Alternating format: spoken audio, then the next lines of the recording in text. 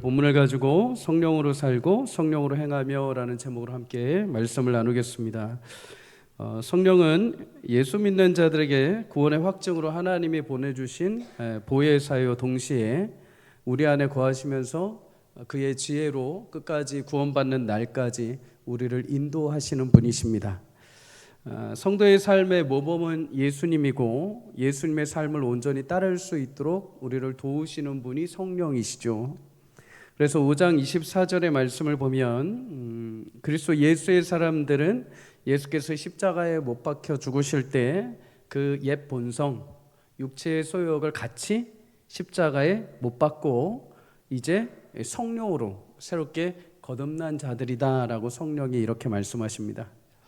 죄에 대해서 과거의 나의 옛사람이 예수님이 죽으실 때 같이 죽었고, 성령을 받고 나서 이제 구원받은 자로 새로운 삶이 된 것이죠. 여러분, 성령이 여러분과 함께 하시기를 주의 이름으로 축복합니다. 기도할 때마다 성령의 임재가 충만하게 넘치시기를 주의 이름으로 축복합니다. 성령을 의지하고 성령을 늘 신뢰할 수 있기를 바랍니다. 성령께서 그를 의지하는 모든 자에게 하나님의 지혜로 여러분의 길을 인도해 가실 것입니다. 지난주 말씀을 통해서 우리는 옛 본성인 육체의 소욕과 우리 안에 거하시는 성령이 서로 거스른다라는 것을 우리는 보게 되었습니다. 육체의 소욕, 음행, 더러움, 우상숭배, 주술, 시기, 분냄, 당짓는 것, 분열, 이단, 술취함, 방탕, 그와 같은 것들. 이런 육체의 소욕은 하나님 나라의 유업을 받지 못하는 자들의 특징이며 동시에 성령의 열매를 거둘 수 없다라고 말하죠.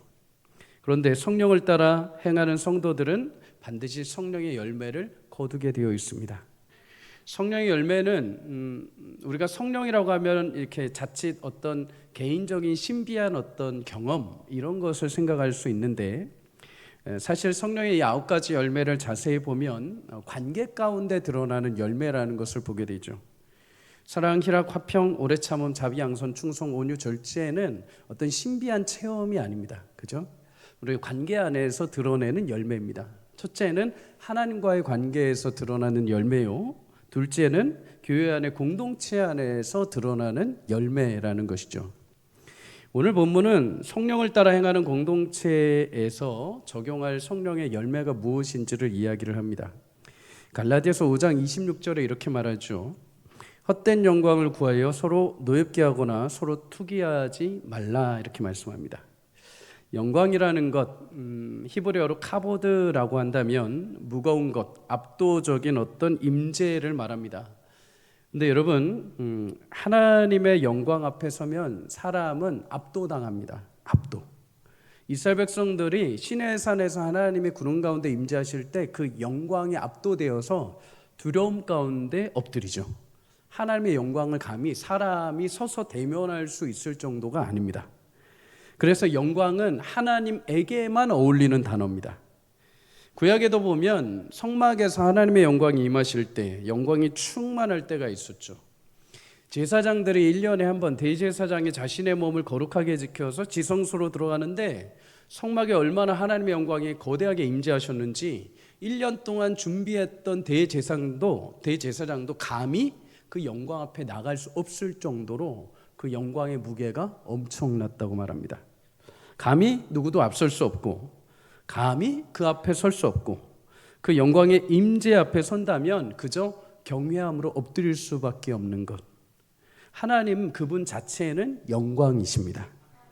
그런데 하나님이 창조하실 때 이 영광을 자신이 창조하신 피조물, 자연과 우리 인간에게도 그 영광의 빛을 비추도록 허락해 주셨습니다. 고린도전서 15장 41절에 이렇게 말합니다. 해의 영광이 다르고 달의 영광이 다르며 별의 영광도 다른데 별과 별의 영광이 다르다. 창조 모르게 하나님이 영광의 빛을 허락해 주셔서 각자 존재하는 방식대로 그 빛이 빛나게 하셨습니다. 그런데 여러분, 하나님이 창조물들에게 영광의 빛을 그렇게 주신 이유가 무엇일까요?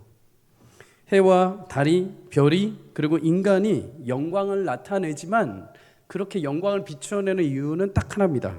바로 창조주요, 영원한 영광의 근원이 되시는 하나님을 드러내기 위함입니다. 해는 해답게, 달은 달답게, 별은 별답게 각자 위치에서 아름다운 빛을 내며 하나님이 계시다는 것을 증명하는 것이죠. 온 대자연은 창조의 신비와 아름다운 영광을 드러내면서 이 모든 것을 신이라는 존재, 하나님이 만들어내셨음을 보여주고 있는 것입니다. 우리 인간도 마찬가지죠. 창세기 2장에 보면 하나님이 우리를 제멋대로 우리가 알아서 태어나게 하신 게 아니라 하나님이 자신의 형상과 모양으로 창조하셨다 이렇게 말씀합니다. 하나님의 형상과 모양이라는 것은 그의 영적인 부분과 그의 지적인 부분을 닮게 만들어 놓으신 거죠. 하나님이 여러분과 저를 그냥 일반 동물처럼 만들지 않고 하나님의 형상과 모양으로 빚으신 이유가 무엇일까요? 자신을 우리를 통해서 투영해내시려고 하신 거죠. 우리의 삶을 통해서 하나님의 영광의 빛을, 하나님의 살아계심을 드러내시기 위해 우리를 그의 모양과 형상으로 만드신 것입니다. 그런데 사단의 유혹을 통해서 우리가 하나님의 영광이 깨어지게 되죠. 더 이상 빛을 낼 수도 없고, 또한 이제 죄로 인해서 오염된 우리는 더 이상 내 삶을 통해서 하나님의 영광을 드러내기보다는 나의 영광을 드러내기 위해 변질되기 시작을 합니다. 그래서 아담과 하와가 선악과를 따먹을 때 사단의 주요한 말이 뭐였습니까? 니네가 이거 먹으면 하나님이 너희가 하나님처럼 될 걸 아신다, 이 말입니다. 아, 이거 먹으면 하나님처럼 되는구나. 아, 이거 먹으면 하나님 같은 영광을 나도 가질 수 있겠구나. 여러분, 자신 스스로가 그 영광의 주인공이 되고 싶은 욕망과 교만의 죄가 인간을 덮어버린 거죠. 하나님의 영광을 비추도록 만들어진 인간이 하나님을 비추지 않고 자신의 영광을 비추는 일, 26절의 성경은 이것을 가리켜 뭐라고 하냐면 헛된 영광, 이렇게 말합니다. 헛된 영광. 영광이라는 것은 육체의 수욕으로 나의 힘으로 얻어낼 수 있는 것이 아닙니다. 오직 영광의 근원이신 하나님과 성령을 따라 행할 때 성령의 열매로 우리 가운데 드러나게 되는 줄 믿습니다. 여러분, 하나님은 우리를 통해서 그의 영광을 비추고 드러내시기 위해 여러분과 저를 구원하시고 불러주셨습니다. 부디 축복하기는 우리 모든 삶을 통하여 하나님의 영광을 비추는 귀한 인생들이 되기를 주의 이름으로 축복합니다. 우리는 삶을 통해서 하나님의 영광을 드러낼 때 가장 멋진 삶을 살게 됩니다. 물질이 많거나 직장이 버젓하거나 그런 것도 좋지만 그 삶을 통해서 하나님이 얼마나 드러나셨는가, 그 삶을 통해서 하나님이 어떻게 역사하셨는가, 그 삶을 통해서 사람들이 보고 하나님이 살아계시는구나 하는 것을 어떻게 많이 드러냈는가, 그것이 우리에게 가장 성도로서 멋진 삶이죠. 반면에 자신을 드러내는 것, 헛된 영광이라고 말합니다. 26절에 보면 헛된 영광을 구할 때 나타나는 증상 두 가지가 있습니다. 하나는 서로를 노엽게 하고 또 하나는 서로 투기하게 만든다는 것입니다. 노엽게 한다는 말은 원어로 보면 자극하고 도발하는 것입니다. 상대방을 이기려고 자존심을 상하게 만들고 깎아내리고 경쟁을 유발하는 거죠. 이 싸움의 시작은 자신의 중심에 있는 우월감에서 시작됩니다. 스스로 상대방보다 내가 더 우월하다는 것, 내가 더 뛰어나다는 것, 내가 더 잘났다는 것을 과감하게 나타내기 위해 그들을 누름으로 입증시키려는 것이죠. 투기한다는 것, 시기하고 질투한다는 것입니다. 시기와 질투의 이 시작점은 열등감입니다. 저 사람은 왜 나보다 별로 실력도 좋지 않아 보이는데 왜 직장에서 직급이 높고, 저 사람은 신앙생활 나보다 오래 하지 않는데 왜 저렇게 직분이 있고, 저 사람은 나보다 외모도 그렇지 않은데 왜 다른 사람들이 자꾸 관심을 가지고 더 사랑하고, 이런 열등감에서 시작된 마음은 그 상대방에 대한 시기와 질투로 바뀌어지기 시작을 하는 거죠. 우월감이라는 것은 밖으로 내가 드러나는 것이요, 반대로 열등감이라는 것은 내 안에서 나를 향해서 일어나는 것입니다. 이 두 가지는 안과 밖으로 나오지만은 사실 이 모든 것의 시작은 내 안에 육체의 소욕에서 시작이 되죠. 분열, 시기, 투기, 원수 맺는 것, 분냄에서 이 우월감과 열등감이 발생하기 시작을 합니다. 여러분, 그런데 이 육체의 소욕을 통해 얻고자 하는 이런 영광은 헛된 영광, 그런 행동으로는 참다운 영광을 얻을 수도 없고, 영광을 얻는다 하더라도 하나님이 원하시는 본질적인 영광이 될 수 없습니다. 그것을 통해서는 하나님이 빛날 수가 없는 거죠. 창세기 4장에 보면 가인과 아벨의 제사 장면이 나옵니다. 동생 아벨이 예배를 드리고 가인도 예배를 드립니다.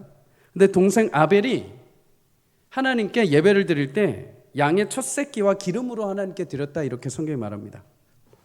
히브리서 11장 4절에 보면 믿음으로 아벨은 가인보다 더 나은 제사로 하나님께 드렸다.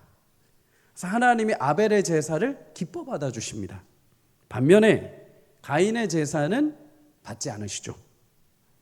아벨의 제사를 기뻐 받으신 것, 아벨의 마음 중심에 있는 믿음, 하나님이 말씀하신 그대로 어린 양의 새끼, 첫 새끼를 잘 살펴서 점도 없고 흠도 없는 양을 하나님께 바치려는 귀한 마음을 하나님 받아주신 거죠. 그런데 가인은 하나님 받지 않으십니다. 이유를 살펴보자면 물론 믿음적인 부분도 부족했겠지만 성경이 이렇게 말합니다. 그는 땅에 있는 소산으로 하나님께 드렸다. 땅에서 난 첫 소산으로 드렸다도 아니고 땅에 있는 소산으로 드렸다입니다. 그러니까 때가 되어서 제사를 드리는데 뭔가를 드려야 되는데 그냥 내가 저기 있는 창고에 있는 내가 수확해 놨던 거 아무거나 그냥 하나 가져와서 그냥 대충 하나님께 드린 겁니다. 이거 그냥 받으시라는 거죠. 당연히 차이가 날 수밖에 없죠. 하나님이 아벨의 제사만 받으시니까 가인이 질투를 합니다. 육체의 소욕이죠. 시기와 분냄이 일어나기 시작합니다. 열등감에 사로잡힙니다. 결국 가인이 시기와 질투가 여러분 어디를 향해 갑니까? 아벨을 돌로 쳐 죽입니다. 가인이 그렇게 아벨을 죽이지만은 그렇다고 해서 가인이 여러분 영광을 얻었을까요? 아니요, 영광 얻지 못했습니다. 오히려 그거 헛된 영광이 되고 말았죠. 인류 최초의 살인자라는 헛된 영광.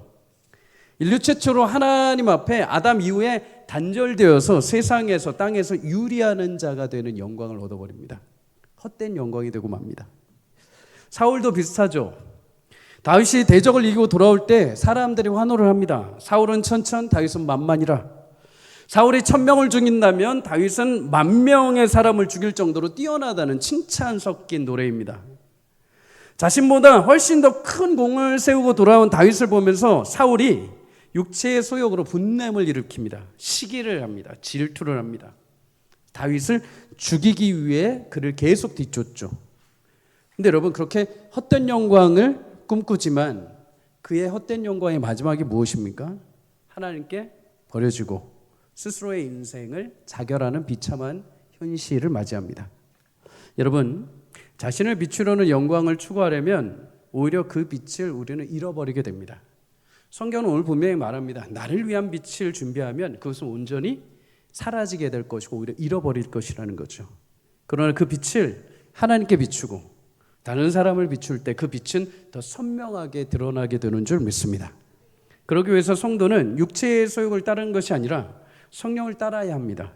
성령이 주시는 주님의 마음, 선한 마음을 따를 때 하나님이 드러나시고 성령의 열매가 내 안에서 내 삶을 통하여 드러나게 되는 줄 믿습니다. 1900년 초 평양 대붕이 일어난 직후에 조선사회는 크게 변화를 일으키기 시작을 했습니다. 성령의 바람이 분 것이죠. 성령의 바람은 당시 양반과 종의 신분의 허물까지도, 이 신분까지도 허물게 됩니다. 전라도 김제의 큰 부자요 양반이었던 조독삼이라는 사람이 있습니다. 그의 집은 굉장히 부유해서 종들이 많았는데 그 중에 머슴 중에 한 명이 바로 이자익이라는 종이었습니다. 양반은 조독삼, 그 집에서 일하는 종은 이자익. 신분의 차이가 분명히 있었죠. 그런데 복음이 들어오고 이제 교회가 세워지고 두 사람 다 예수님을 믿고 교회를 다니기 시작을 했습니다. 집에서 부자 주인으로, 집에서 종이었던 사람이 한 교회를 다니기 시작을 한 거죠. 여러분, 교회에서는 사회적인 어떤 지위, 사회적인 어떤 특권이 있지 않습니다. 사회에서 내가 높은 자리에 있으니까 교회에서도 내가 높은 자리다, 그런 게 없죠. 교회는 오직 예수 그리스도로 하나 된 형제 자매만 있을 줄 믿습니다. 두 사람이 교회를 다닙니다. 근데 어느 날 장로 투표를 하게 된 거죠. 양반 조독삼 그리고 노비 이자익 모두 장로 후보로 나오게 됩니다. 결과가 어떻게 되었을까요? 몸된 종이었던, 몸종이었던 이자익이 장로가 됩니다. 조독삼은 떨어집니다. 충격적이죠. 여러분, 그런데 더 충격적인 것이 있습니다. 뭐냐면 이 양반 조독삼의 그 다음의 행동입니다. 오히려 그는 화를 내지도 않고 교회 앞에 나와서 이렇게 말합니다. 저 이자익은 나보다 신앙이 더 좋으니까 장로가 되는 것이 맞습니다. 그리고 이자익을 진심으로 축하를 해줍니다. 집에서는 자신이 주인이지만 교회에서는 종 이자익 장로님을 깍듯하게 섬긴 거죠. 이뿐만이 아니라 장로가 된 이자익을 후원해서 신학교를 보냅니다. 신앙이 좋으니까 신학교를 보내서 신학교를 졸업하고 목사가 되도록 뒤에서 물질로 기도로 후원까지 해줍니다. 여러분, 이 일이 당시 양반과 노비제도 있었던 조선 땅에서 상식적으로 어떻게 가능했을까요? 가능한 이유는 딱 하나입니다. 성령을 따라 행함으로 가능한 것입니다. 육체의 소욕을 따랐다면 노비를 당장 팔아버려야죠. 당장 꼴 보기 싫으니까 다른 동네로 멀리 성도들 모르는 곳에 팔아버리고 장로 없어졌으니까 다시 재투표를 해야 됩니다. 그러나 제대로 성령의 은혜를 받은 양반 조덕삼, 성령의 은혜를 따라 행함으로 사랑과 자비, 양선, 화평의 은혜를 열매를 맺게 됩니다. 그래서 이 이야기가 회자될 때마다 종에서 목사가 된 이자익보다 종을 장로로 그리고 목회자로 섬긴 양반 조덕삼이 더 영광을 얻고 더 여운을 남기는 이야기가 되었습니다. 사랑하는 여러분, 성령의 사람들은 자기를 기만하지 않습니다. 그 이유는 하나님 베푸신 구원의 은혜 앞에 설 때 나 자신의 무가치성을 알기 때문입니다. 자신이 누군가인지를 알기 때문에 다른 사람을 판단하거나 평가할 수 있는 존재가 아니라는 극악무도한 죄인이었다는 것을 자신은 고백합니다. 심판받아 마땅한 자임에도 하나님 나를 구원해 주신 그 은혜에 사로잡혀 있는 자들입니다. 그래서 빌립보서 2장 3절을 이렇게 말씀합니다. 함께 읽습니다. 시작. 아무 일에든지 다툼이나 허영으로 하지 말고 오직 겸손한 마음으로 각각 자기보다 남을 낮게 여기라. 아멘. 다툼과 허영, 여기서 허영이라는 단어가 헛된 영광입니다. 헛된 영광을 구하는 곳마다 다툼이 있고 질투가 생깁니다. 그것은 자신이 어떤 존재인지 정확하게 깨닫지 못하기 때문에 일어나는 일이죠. 그러나 너희는 그렇게 하지 마라. 왜? 자격 없는 너희를 하나님이 자녀 삼아 주신 것을 기억하고 오히려 너희는 그 은혜에 감사하고 겸손한 마음으로 남을 나보다 낮게 존귀하게 여기고 마땅히 하나님의 사랑받아야 될 존재라는 것을 잊지 말라는 것입니다. 로마서 14장 10절로 이렇게 말합니다. 네가 어찌하여 내 형제를 비판하느냐? 어찌하여 내 형제를 업신 여기느냐? 우리가 다 하나님의 심판대 앞에 서리라. 여러분, 우리는 심판하거나 판단자가 아니라 오히려 심판받아야 하는 자들입니다. 하나님 앞에. 하나님만이 우리 심판자이십니다. 예수님이 십자가에서 죽으실 때 양쪽 좌우에 강도들이 함께 달렸습니다. 그런데 한쪽 강도는 자신이 죄인이고 사형자이면서도 예수님을 판단합니다. 네가 하나님의 아들이냐? 그럼 당장 내려가 봐라. 그리고 우리도 구원해 봐라. 자신이 지금 평가할 수 있는 위치도 아님에도 불구하고 예수님을 평가하고 있죠. 반면에 한쪽에 있는 강도는 어떻습니까? 다른 쪽에 있던 강도를 나무랍니다. 그리고 말하죠. 우리는 우리가 행한 대로 심판받는 게 맞지만 이분은 그런 게 없다. 그리고 그는 마지막에 예수님께 고백합니다. 당신 나라에 임하실 때 나도 기억해 주십시오. 자신의 죄인됨을 고백함과 동시에 예수 그리스도께서 하나님 나라의 주인이요 그 나라의 결정권자인 것을 그의 죽음 앞에서 예수님 바로 앞에 고백한 것이죠. 사랑하는 여러분, 우리는 좌우편에 있는 강도들과 같은 존재들입니다. 십자가에 달려 있으면서 무엇이 옳고 무엇이 잘났다고 무엇이 나의 자존심이라고 말할 수 있는 자들이 죄송하지만 아닙니다. 그럼에도 여전히 십자가 위에서 나의 이해와 뜻과 나의 자존심과 우월감과 열등감에 사로잡혀서 판단하고 정죄할 때가 있습니다. 그러나 성경은 오늘 그것에 대해서 뭐라고 하냐면 헛된 영광이다. 그리스도인은 경쟁의 상대가 아니라 섬김의 상대입니다.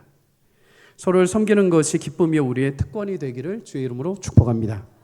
성령을 따라 겸손히 주를 섬기고 순종하는 여러분을 통해서 하나님이 그 영광을 반드시 드러나게 하실 줄 믿습니다.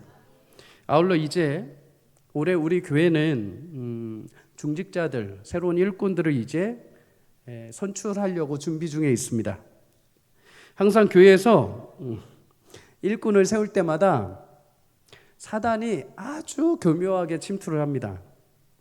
후보로 세워지는 그 순간부터 선출된 이후까지 항상 이 섭섭마귀가 찾아들어서 모든 성도들을 다 시험 들게 만듭니다. 누구는 후보를 뽑는데 전화도 안 했다. 누구는 후보로 선정도 안 시켜줬다. 누구는 후보로 올랐는데 뽑아주지도 않고 떨어졌다. 그래서 투표만 있는 해는 항상 긴장입니다. 항상 더 많이 기도해야 되고 항상 더 많이 하나님의 은혜를 구해야 됩니다. 사랑하는 여러분, 축복합니다. 올해 피택 선거에 그런 시험들이 없기를 주의 이름으로 축복합니다. 육체의 소욕을 따를 때 반드시 시험이 일어나게 됩니다. 육체의 나의 자존심, 나의 열등감이 선거에 앞서게 되면 그때서부터는 이제 걷잡을 수 없을 정도로 온 교회가 휘말립니다. 그러나 성령의 열매를 따라 하나님 기뻐하시는 일꾼, 하나님이 정말 성령에 충만하고 하나님의 거룩한 일들을 감당할 수 있는 일꾼들을 뽑으신다는 확신과 믿음을 가질 때 우리는 겸손하게 내가 자격 있는 것이 아니라 하나님 나를 부르신다면 순종하는 것이고, 하나님이 지금 때가 아니라고 한다면 내가 더 기도하고 준비할 때 우리 안에 성령의 열매가 맺어지게 될 줄 믿습니다. 사도행 6장에 7집사를 세울 때 성령과 지혜가 충만하고 모든 이들에게 칭찬받는 그런 일꾼들, 여러분 올 한 해 우리 가운데 모든 일꾼들을 뽑을 때 성령의 열매를 따라 귀하게 열매 맺는 거룩한 일꾼들이 준비되고 뽑히는 은혜가 있기를 주의 이름으로 축복합니다. 모든 임직자들, 선출되는 사람들 뿐만 아니라 기존에 이미 선출되어서 그 일들을 감당하고 계신 우리 성도님들, 헛된 영광이 아니라 하나님의 영광을 구할 수 있기를 바랍니다. 시간이 지나면서 목회자도 그렇지만 어느 순간부터 하나님의 영광이 아니라 내 영광을 구할 때가 있습니다. 내가 잘해야지, 내가 열심히 해야지, 내가 이거에서 인정받아야지 이러면서 어느 순간 하나님의 영광을 교묘하게 내 영광으로 이렇게 바꿀 때가 있습니다. 그럴 때마다 깨어 있어야 되겠죠. 여러분, 우리 모두가 하나님 아니시면 저는 아무것도 아닙니다. 주님, 제 삶을 통해, 저의 입술을 통해, 저의 사역을 통해 하나님만 드러나게 하여 주옵소서. 그럴 때 교회가 견실하게 풍성하게 차고 넘치는 은혜가 열매 가운데 나타나게 될 줄 믿습니다. 갈라디아서 오늘 6장 1절 2절을 함께 한 번 더 읽습니다. 시작. 형제들아, 사람이 만일 무슨 범한 일이 드러나거든 신령한 너희는 온유한 심령으로 그러한 자를 바로잡고 너 자신을 살펴보아 너도 시험을 받을까 두려워하라. 너희가 짐을 서로 지라. 그리하여 그리스도의 법을 성취하라. 아멘. 앞에 25절에서 26절은 성령을 따라 서로 간에 금해야 할 태도에 대해서 말했다면, 이제 1절과 2절은 성령을 따라 서로 간에 행해야 할 것에 대해서 말씀합니다. 특별히 교회 안에 범죄한 자들을 대하는 태도에 대해서 성경이 말씀합니다. 범죄라는 것, 원어적으로 빗나간 것, 실수한 것, 떨어져 나간 것을 말합니다. 단순히 도덕적으로 어떤 윤리적 행위만을 말하는 것을 넘어서서 하나님 뜻에서 벗어난 모든 것을 가리켜 말합니다. 앞선 육체의 욕심을 따라 행한 것에 비유를 해보자면 유혹에 넘어가 믿음에서 벗어난 교만과 시기와 음행과 분쟁과 분냉 같은 행동들을 일삼는 사람들인 거죠. 완전히 타락한 상태가 아니라 넘어져 있는 상태입니다. 넘어져 있는 상태. 여기서 드러났다라는 이 단어를 주목해 봐야 됩니다. 이 단어는 수동형으로 쓰였습니다. 고의적으로 내가 죄를 지으려고 악의적으로 작정해서 달려든 것이 아니라 내가 신앙생활을 잘 해오다가 순간적인 유혹과 연약한 믿음 때문에 대처할 겨를도 없이, 생각할 겨를도 없이 그 죄의 무게에 넘어져 버린 것이죠. 아마 대부분 교회에서 범죄라고 할 때 이단이나 아니면 작정하고 들어온 사기꾼을 제외하고는 대부분 다 우리는 여기에 해당이 됩니다. 죄의 유혹이 그렇죠. 본의 아니게 나도 모르게 어느 순간 유혹이 확 찾아와서 훅 넘어가고, 내가 그것을 하나님의 뜻인지 아닌지 분별할 시간도 없이 내 마음의 감정이 또 내 마음의 어떤 즉흥적인 생각이 그 죄를 끄집어내가지고 그것을 따라 행함으로 나도 모르게 넘어지는 일들이 많습니다. 그래서 죄를 범한 사람들 대부분 물어보면 뭐라고 하냐면 그때 내가 왜 그랬는지 나도 모르겠다 이거예요. 제정신이 아니었던 것 같다는 거죠. 유혹의 순간은 그렇게 철저하게 우리를 유린합니다. 순간의 유혹과 제 거대한 힘 앞에 손쓸 시간이 없는 겁니다. 그런 자들을 대할 때 성령을 따르는 공동체는 그럼 어떻게 해야 되는가? 오늘 성경이 이렇게 말합니다. 온유한 심령으로 그를 다시 세워주고 나도 돌아보는 성숙함을 가지라는 것이죠. 신령한 너희라고 말합니다. 다시 말해 성령의 지배를 받는 너희, 성령의 인도함을 따르는 너희는 이라는 거죠. 교회 공동체 모든 성도들은 성령의 인도함을 따라야 할 줄 믿습니다. 성령의 인도함을 따를 때 온유한 심령으로 죄를 범한 자를 바로잡게 하라 이렇게 말합니다. 바로잡다는 것은 이전 상태로 다시 되돌리라는 거죠. 원상복구시킨다는 겁니다. 회복한다는 거죠. 세상은 죄를 범하면 그 사람을 일으켜 세우려고 하지 않습니다. 낙인을 찍어버리죠. 유명인들이 한번 뭔가 실수하거나 뭔가 과거의 잘못들이 드러나면 온라인상에 도배가 됩니다. 온갖 댓글들이 그냥 쫙 댓글 달죠. 사람들이 기회는 이때다. 여태까지 네가 유명인으로 잘 먹고 잘 살았지 한번 당해봐라. 이런 시도로 마구잡이로 그냥 막 보이지 않는다고 마구 글을 써댑니다. 무슨 이유가 있었는지 어떤 사유인지도 묻고 충분히 반성할 시간도 주지 않습니다. 그냥 바로 다음날 쫙 달아버립니다. 매장시켜버리는 거죠. 그런데 교회는 다릅니다. 성령이 주시는 성령의 열매는 사랑과 오래 참음과 자비, 양선이기 때문입니다. 하나님 주신 사랑과 자비로 무너진 자를 다시 일으켜 세우시는 것이 성도가 하는 일이요 교회의 본질입니다. 하나님 교회를 세우신 이유와 목적입니다. 하나님도 우리에게 행하신 것 중에 하나는 바로 우리를 원상복구시키시는 것입니다. 하나님 형상으로 창조된 바 되었지만 죄로 인해서 우리의 형상이 끼어졌고 더 이상 하나님의 자녀라고 부를 수 없게 된 현실 속에 있을 때 하나님은 예수님을 보내셔서 우리에게 창조된 그 형상을 다시 새롭게 회복해 주셨습니다. 밝고 끝장내고 니네가 죄를 범해서 이제 멀어졌으니까 더 이상 가차 없이 다 끝이야 하고서 물러 세우는 것이 아니라 자신의 아들 독생자 예수님을 죽여서까지라도 우리를 다시 원상복구시켜 주신 것이죠. 다시 새롭게 하신 것입니다. 예수님은 어떠실까요? 우리가 잘 아는 요한복음 21장, 예수님은 믿음에 무너진 베드로를 포기하지 않으십니다. 다시 디베랴 바닷가로 그를 찾아가시죠. 그리고 베드로를 다시 이렇게 세우십니다. 바로잡아 주신 것이죠. 그런데 여러분, 이때 예수님에게 볼 수 있는 한 가지 특징이 있습니다. 그것은 바로 온유한 심령이라는 거죠.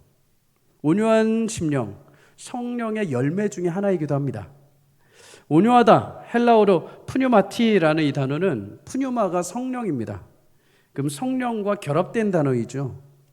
성령을 통해 나타난 절제되고 부드러운 마음이라는 것입니다.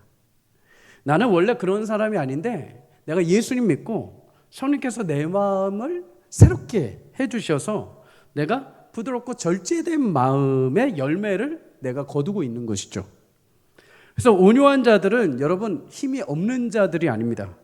오히려 힘은 있지만 성령에 의해서 자신의 힘이 제어되고 다스려지는 자, 성령에 의해서 절제하는 마음을 가질 수 있는 자가 된 것이죠. 온유라고 하면 고대 헬라 시대에는 다른 비유적인 표현으로 길들여진 야생마로 이야기를 했습니다.